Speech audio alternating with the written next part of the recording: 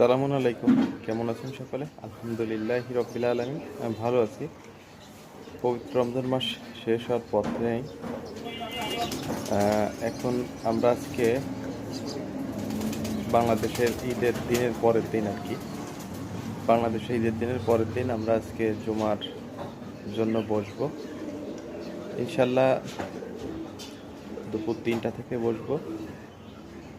সম্পূর্ণ কোরআন ভিত্তিক আলোচনা হবে, কোরআন থেকে আলোচনা হবে। যদি কোরআন থেকে কারোর কোনো প্রশ্ন থাকে, সেই প্রশ্নের উত্তর দেওয়া হবে ইনশাল্লাহ। কোরআনের বাইরে কোনো উত্তর দেওয়া হবে না। সমস্ত কিছু যা কিছু আছে সব কোরআন থেকে অ্যান্সার হবে। যদি কারোর সম্ভব হয় আসবেন ইনশাল্লাহ। আর আমরা কোরআনের থেকে আলোচনা করি, কোরআনের বাইরে কোনো আলোচনা করি না, কারণ কোরআনই একমাত্র